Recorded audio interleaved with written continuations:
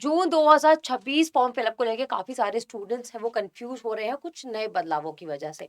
तो वो बदलाव क्या है, वो आपके एग्जाम को किस तरीके से अफेक्ट कर सकते हैं, और आपका जो भी कंफ्यूजन है वो सब कुछ इस वीडियो में क्लियर हो जाएगा, क्योंकि हम step by step June 2026 UGC net application form को फिल करने वाले हैं। तो बिना किसी देरी के शुरुआत करते हैं।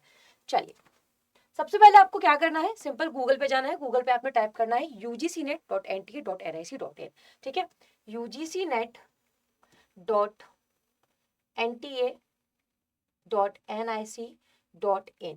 जैसे ही आप ये टाइप करके टच करेंगे, आप इस वाले साइट पे आ जाएंगे, जिसके बाद आपको यहाँ पे ओपनिंग ऑफ ऑनलाइन एप्लीकेशन अगर चला जाए तो यहाँ से एरो है, इसको करके वापस ले आना।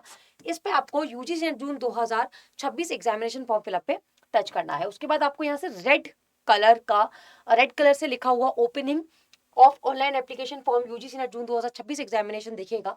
उसके बाद आप कुछ इस वाले पेज पे आ जाएंगे। ठीक है, अगर आप नए हैं, अगर आप अभी अभी रजिस्ट्रेट कुछ भी आपने रजिस्ट्रेशन करना शुरू नहीं किया है, तो आप न्यू रजिस्ट्रेशन पे क्लिक कीजिएगा। और अगर आप फॉर्म फिल करते करते आपका मतलब रजिस्ट्रेशन हो गया, या फिर आपका जो प्रोसेस है वो बीच में ही अटक गया, तो उसके लिए आप लॉग इन करेंगे। ठीक है, चलिए तो मैं बताती हूँ फटाफट से कि आप न्यू रजिस्ट्रेशन जो स्टूडेंट्स है वो कैसे आपको अपना form step to step fill करना है। आपको न्यू रजिस्ट्रेशन पर टच करना है। उसके बाद आपके पास ये वाला कुछ पीडीएफ डॉक्यूमेंट आएगा, जो कि जिसमें कुछ नहीं, इंस्ट्रक्शंस गिवन है कि आपको कौन कौन से डॉक्यूमेंट्स की जरूरत पड़ेगी, क्या क्या फाइल्स की आपको जरूरत पड़ेगी। तो मेनली आपको आपका signature, photograph signature and PWD जो सर्टिफिकेट है पीडब्ल्यूडी कैटेगरी के लिए, उसकी जरूरत पड़ेगी।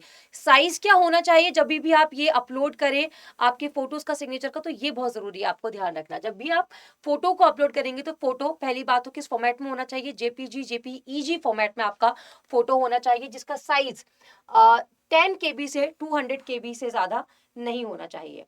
ठीक है, 10 KB से 200 KB से ज्यादा नहीं होना चाहिए। सिग्नेचर आप जो भी आप फोटो अपलोड करेंगे, आपके 10 KB से वो 50 KB के से ज्यादा नहीं होना चाहिए। तो फोटो के लिए 10 to 200 KB एंड सिग्नेचर के लिए 10 to 50 KB। अब बात करते हैं पीडब्ल्यूडी सर्टिफिकेट की। तो जब भी आप पीडब्ल्यूडी सर्टिफिकेट को अपलोड करेंगे तो उसका जो साइज है वो 50 KB से लेके 300 KB तक होना चाहिए, इससे ज्यादा नहीं होना चाहिए। उसके बाद कुछ नहीं, बस यही है कि आप अपना जो एक एक इन्फॉर्मेशन है अच्छे से ध्यान से फिल करिएगा। जो भी आपके पेरेंट्स या गार्जियन का कॉन्टेक्ट है उसको अच्छे से फिल करना है। अपने पेरेंट्स और गार्जियन के अलावा किसी बाहर वाले का कॉन्टेक्ट नंबर नहीं आपको एंटर करना है। ठीक है, उसके बाद आपको यहाँ पे नीचे जाके टच करके टिक करना होगा और then click here to proceed करना होगा। उसके बाद आपके पास ये डिजी लॉकर, जो सबसे पहला और सबसे बड़ा बदलाव है कि आपके सारे जो डॉक्यूमेंट्स वेरिफिकेशन है वो आपके डिजी लॉकर अकाउंट के थ्रू हो गए। ठीक है, आपको करना क्या है, अगर आपका ऑलरेडी डिजी लॉकर अकाउंट है तो आप सीधे यहाँ पे अपना मोबाइल नंबर डालेंगे, जिससे भी आपका डिजी लॉकर अकाउंट खुला हुआ है। एक है DigiLocker, sorry, DigiLocker log in है। अगर आपका अभी तक डिजी लॉकर में आप लॉग इन नहीं है तो आप साइन अप कर लीजिए यहाँ से। ठीक है, यहाँ से। तो जैसे ही आप अपना नंबर डालेंगे, नेक्स्ट करेंगे, उसके बाद जैसे ही आप अपना नंबर डाल के आगे बढ़ाएंगे, उसके बाद ये वाला पेज आ जाएगा। यहाँ पे आपको क्या करना है, जो भी आईडी प्रूफ के जरिए आपको वेरिफिकेशन करवानी है, whether it's Aadhaar card, C KYC card, PAN card, वो आपको यहाँ पे ऑप्शंस दिख जाएंगे। आपको कोई भी एक चूज करना है, जो भी चूज करना है यहाँ पे आपको उसके आगे टिक करना है। ठीक है, आपको अपना प्रोफाइल इन्फॉर्मेशन, नेम, डेट, ये सब चीजें आगे साइमल्टेनियसली फिलअप करनी होगी। उसके बाद आपको यहाँ पे अलाउ कर देना है। जैसे ही आप अलाउ करेंगे, उसके बाद आपके पास ये वाला पेज आ जाएगा जहाँ पे click here to proceed for registration होगा। ठीक है, चलिए अब यहाँ पे आपको आपकी जो बाकी की डिटेल्स है, जैसे कि आपका नेम क्या है, ठीक है, आपका जो फादर नेम, मदर नेम, ये सारी इंफॉर्मेशन आपको यहाँ पे फिल करनी है। डेट ऑफ बर्थ यहाँ डालनी है, जेंडर आपको सिलेक्ट करना है। ठीक है, अब आते हैं पर्सनल डिटेल्स पे। पर्सनल डिटेल्स पर भी आपको अपना वेट वेट वेट ठीक है, पर्सनल डिटेल्स जहां पे आपकी खत्म होगी वही नेम वगैरह डाल के उसके बाद आपको कॉन्टेक्ट डिटेल्स पे आना है।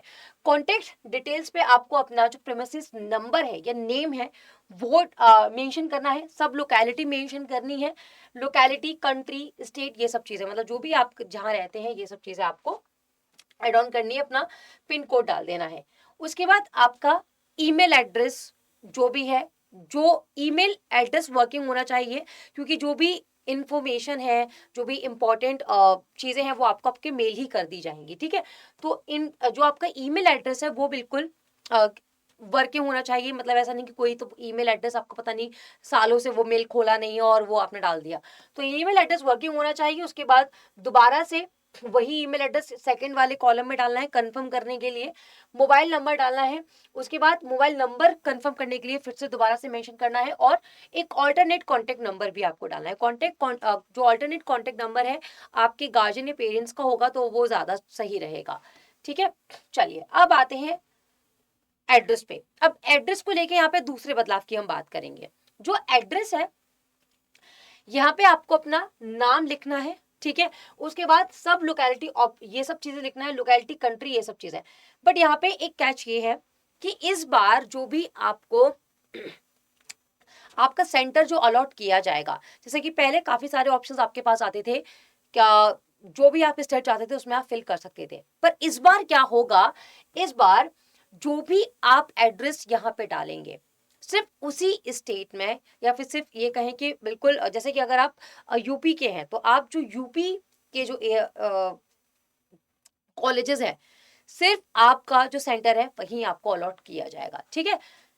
उसके अलावा यहाँ पे आपको अपना जो पासवर्ड है वो डाल देना है, जो भी आपको पासवर्ड आप इसका रखना चाहे, एंड देन आपको पासवर्ड कंफर्म करना है।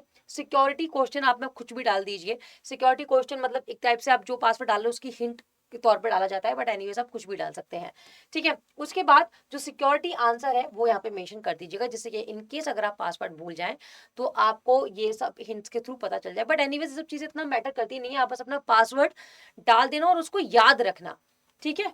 चलिए उसके बाद आपको यहाँ पे कैप्चा मेंशन करना है, ये जो कोड है यही डायरेक्टली यहाँ पे लिखना है, और जब ये आप सही तरीके से करेक्टली यहाँ टाइप कर देंगे तो वो आगे जो प्रोसेस है फर्दर प्रोसीड हो जाएगा।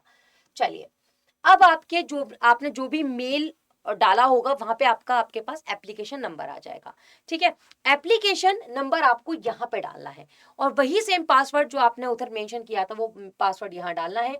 अगेन कैप्चा से आपको यहाँ पे लॉग इन कर लेना है, ओके।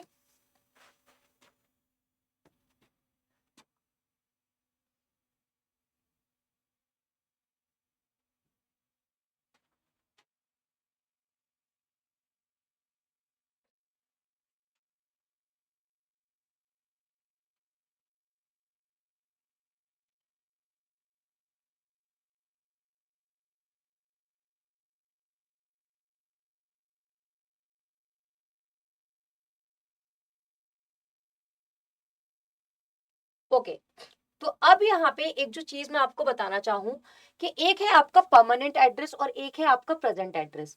तो अगर आप मान लीजिए कहीं और काम कर रहे हैं पर आपका परमानेंट एड्रेस कहीं और है, बट आप चाहते हैं कि आपका सेंटर वहां पड़े जहां आपकी जॉब है या फिर आप कहीं पे भी आपकी सर्विस है, तो आप ना प्रेजेंट एड्रेस में वही एड्रेस डालिएगा, क्योंकि अगर आपने परमानेंट एड्रेस डाला तो आपका जो सेंटर है वो आपकी वर्किंग प्लेस से काफी किसी और दूर या फिर किसी और स्टेट में होने के चांसेस उसके रहेंगे।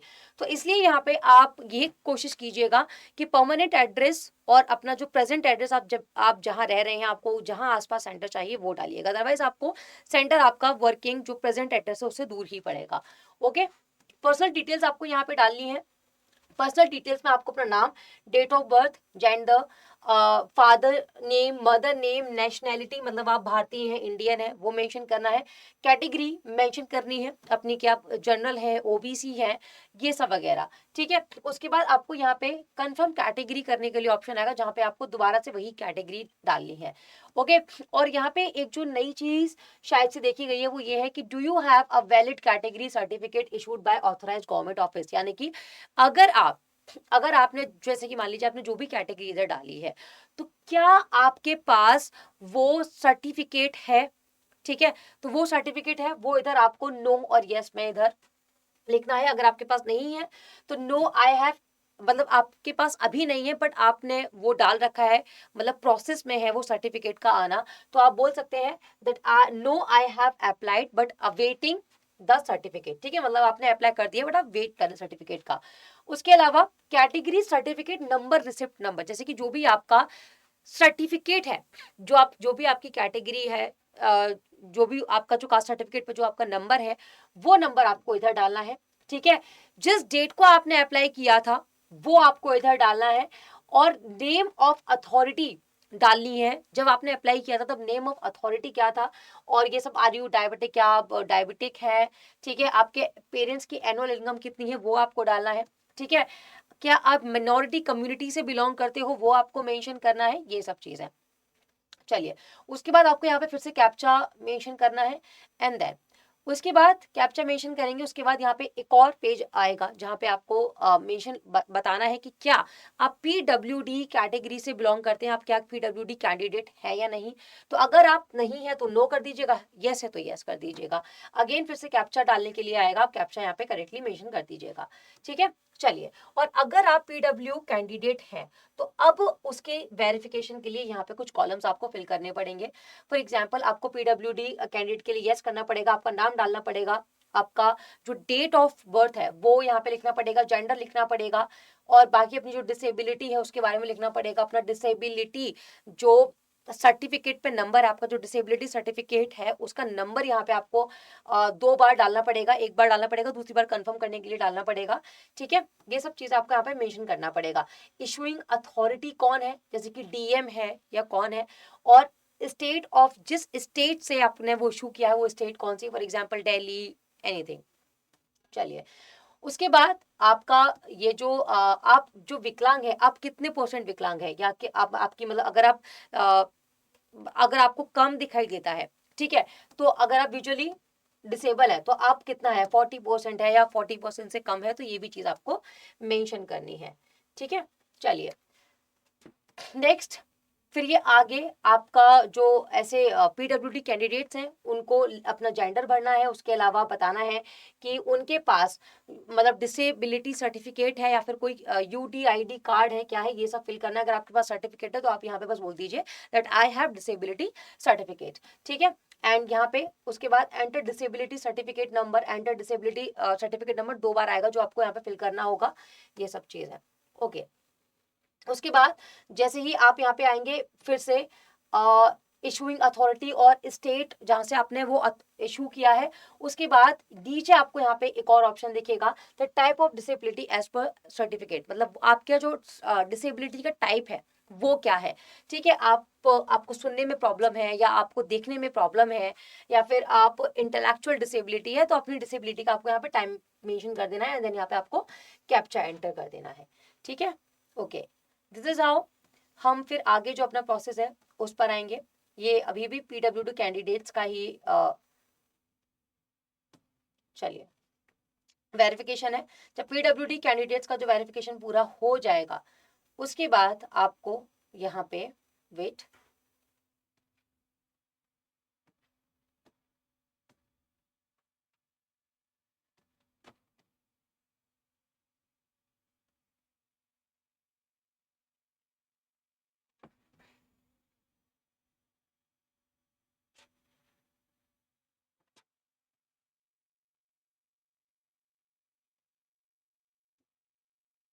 ओके,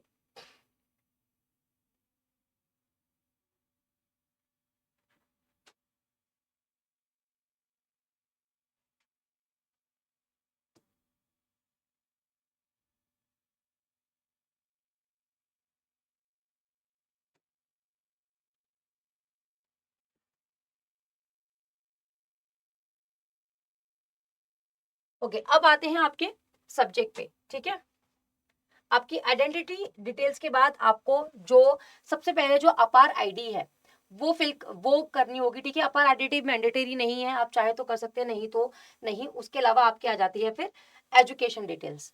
ठीक है, चलिए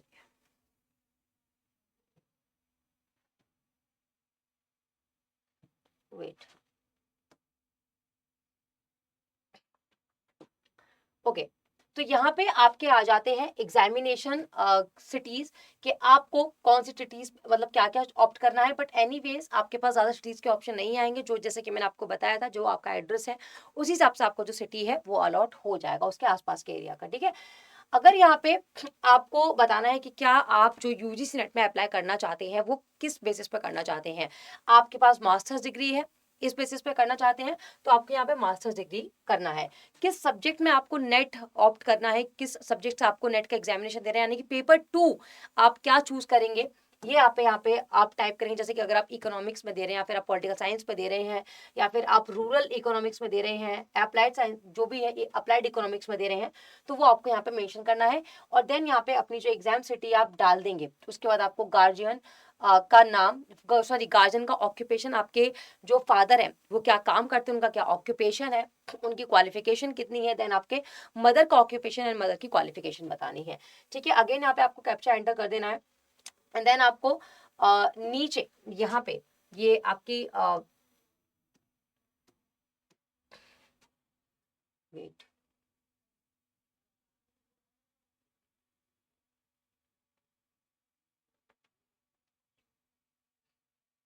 mother and father occupation and qualification डालने के बाद अब आपको यहाँ पे अपने मास्टर्स डिग्री की जो क्वालिफिकेशंस है उसकी डिटेल्स डालनी है कि आपका जो स्टेटस है वो पास्ड है या फिर क्या है। ठीक है, आपने कब अपना जो मास्टर्स है वो पास कर लिया था एंड देन यहाँ पे कोर्स आपने, जैसे कि आपने मास्टर ऑफ आर्ट्स किया है या क्या किया है, वो चीज़ आपको यहाँ पे मेंशन करनी है। क्या आप फाइनल ईयर में है या फिर रिजल्ट अभी आपका वेट में चल रहा है, तो ये यहाँ पे आपको डालना है। अगर आप फाइनल ईयर में है या वेट चल रहे हैं तो आप यहाँ पे डाल सकते हैं दैट नॉट एप्लीकेबल या फिर इस तरीके से। ठीक है, उसके बाद यहाँ पे आपको क्वालिफाइंग एग्जामिनेशन फ्रॉम कि आप कहाँ से एग्जाम, आप जो मास्टर्स आपने की, अगर इंडिया से किए तो आपको इंडिया मेंशन करना है।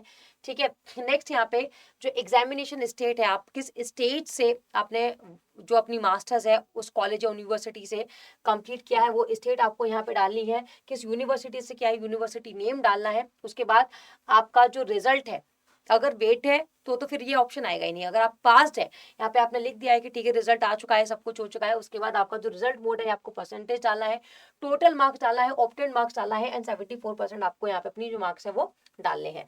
ठीक है, चलिए उसके बाद आपको फिर से कैप्चा एंटर करना पड़ेगा एंड देन आपका यहाँ पे आ जाएगा एक और पेज। यहाँ पे आपको कुछ ऐसी डिटेल्स डालनी है कि are you a twin and वो, यानी कि आपका जो यूजीसी ने जून 2026 के लिए आप अप्लाई कर रहे हो तो क्या आप ट्विन हो, इस तरीके से। ठीक है, क्या आप पीएचडी एडमिटेड हो या फिर जो स्पेशलाइजेशन अगर आपका किसी चीज में है तो आप वो भी यहाँ पे मेंशन कर सकते हैं। अपार्ट फ्रॉम दैट आप कोई आपका जो भी रिसर्च एक्सपीरियंस है वो भी आप यहाँ पे मेंशन कर सकते हैं।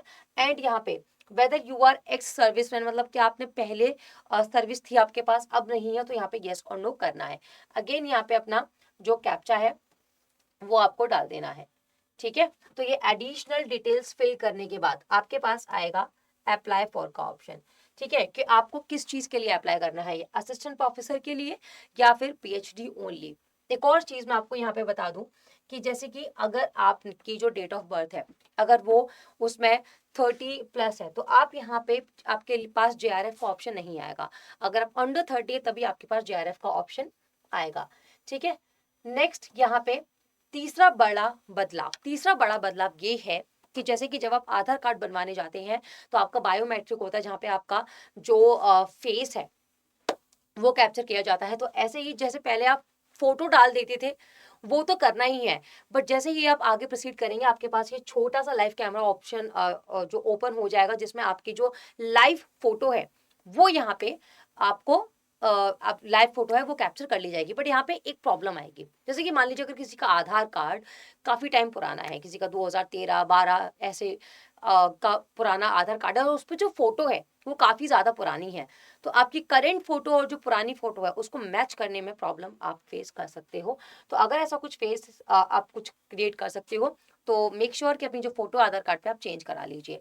ठीक है, क्योंकि अभी भी टाइम है, अभी आपका जो लास्ट डेट है वो 20 मई है, तब तक आप ये प्रोसेस को कंप्लीट करवा लीजिए। ठीक है, उसके बाद आपको यहाँ पे अपनी फोटो और सिग्नेचर अपलोड करने हैं वही डिटेल्स के साथ जो मैंने आपको शुरुआत में बताई थी कि आपका फोटोग्राफ का जो साइज है वो 10 से 200 KB तक होना चाहिए और आपका जो सिग्नेचर है वो 10 से 50 KB होना चाहिए। ठीक है, तब यहाँ पे आप फाइल चूज करके दोनों को अपलोड कर देंगे। उसके बाद फाइनली वेट ओके। उसके बाद फाइनली आपका जो फॉर्म है वो फिल हो जाएगा एंड देन आपके पास ऑप्शन आएगा, वेट,